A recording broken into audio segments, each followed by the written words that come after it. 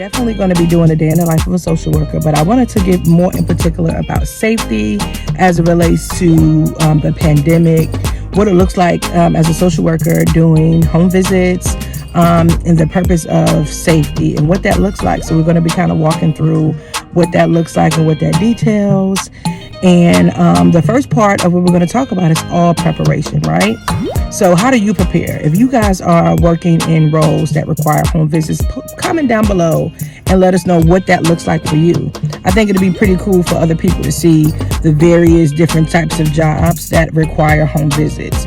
But right now, if you have an agency that you're working for and they have some type of program or some type of benefit where, as it relates to you going out into the field, if you don't have to use your personal vehicle and they maybe contract with another agency, such as like rental car places or other agencies that offer vehicles, so that you can exchange out your car so that when you're going and doing home visits, you're not doing them in your personal vehicle. So we're going to see what that looks like, and we're going to walk throughout the day. And just like I said, these are tips that you may already know. Some of these things you may already be doing. To some of my social work students out there, this is pretty much going to give you insight of what a typical day-to-day looks like for a social worker when it comes to home visits, and then, like I said, safety. But we're pretty much particularly talking about being safe as it relates to COVID-19 as well. So I wanted to kind of incorporate all of that in it. But that's pretty much what we're about to do. That's what you're about to see. So let's go pick up this car. I'll be back.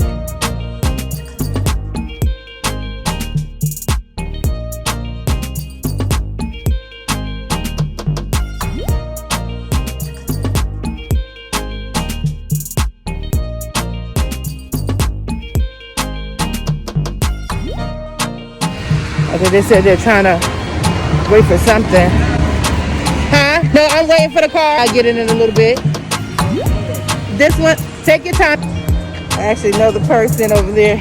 So when you're in the community, you kind of know different people. All about relationships as well. Sometimes that can kind of be a perk as well. But I'm going to my vehicle, and what I'm going to do right now, I guess I can kind of take my mask off a little bit because I'm back over here. But I'm going to kind of walk you through some of the things that I brought with me today just to ensure that I'm being safe. Like I said, this is a day in the life. We're going to really get into some pointers regarding safety as it relates to things that you need to be aware of when doing even home visits, period. But also as it relates to COVID. I'm going to do my best to capture real live things as much as I can possibly. Because you already know, due to confidentiality, I'm not going to be able to provide actual, sites of customers or clients, residents, and all of that. And today we're going to be really talking about home visits and what safety looks like while being in a pandemic. So we're going to kind of get into that, okay? I would definitely say everything is preparation. So one thing to really be mindful of, when you're doing home visits and you already have an idea exactly where you want to go, definitely you know that you possibly can't drive by certain people's neighborhoods and things of that nature, because certain neighborhoods, that's not always conducive. But one thing you can do is plan it out to kind of look and see where you're having to go.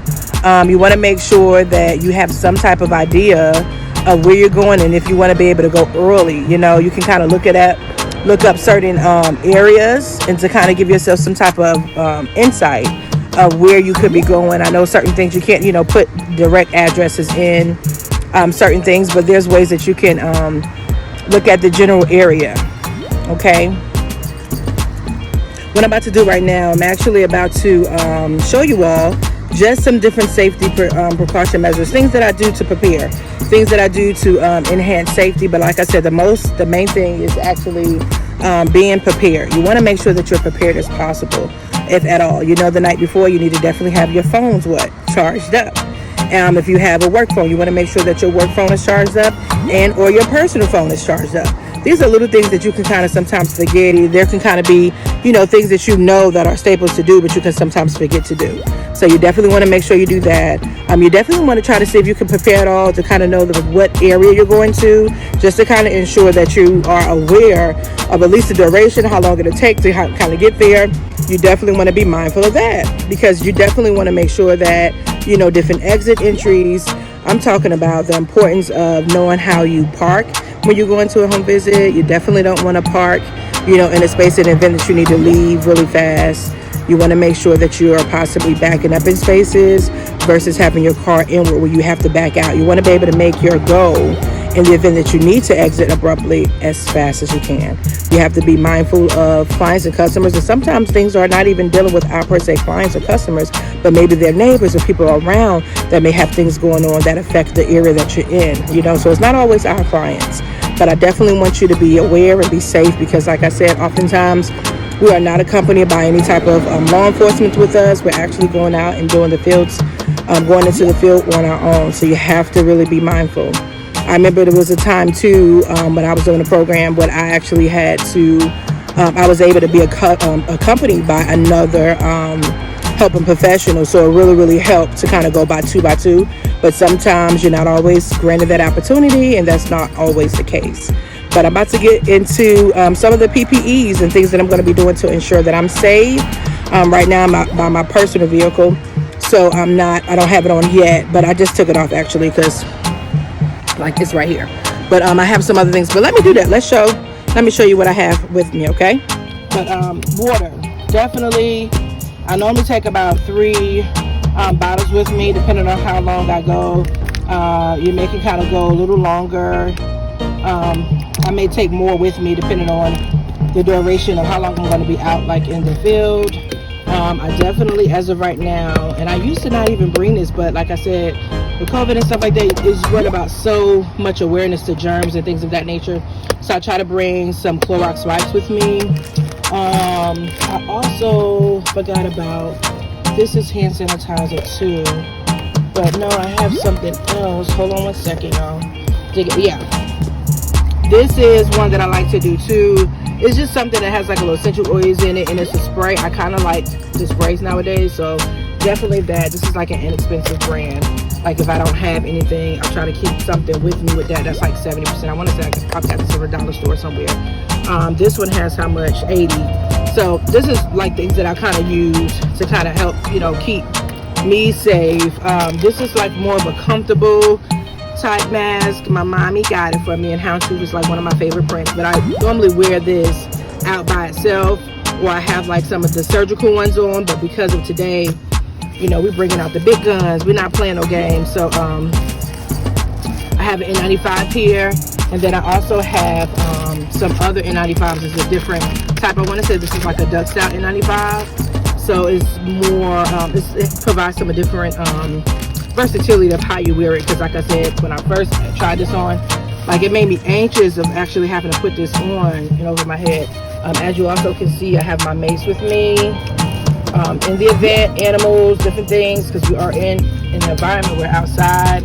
I try to bring some type of snack with me. As you see, I've been munching already. These are just some almonds that I had, and then these are like some mints and things of that nature. These are like the little buttermints and stuff that I kind of have with me. And then, can somebody guess what this is? Lotion. I know you're probably like, okay, really, Melanie? Like, why do you need lotion? But I do, because sometimes, ash really kills. You may not know that, but it does. And then also, let's move over. You can't forget about making sure you have, like, you're a social worker, so like this, right? Your pens and pads ready. And it's just like an inexpensive thing. I think I got this from Walmart, and I think I got these pens also from Walmart.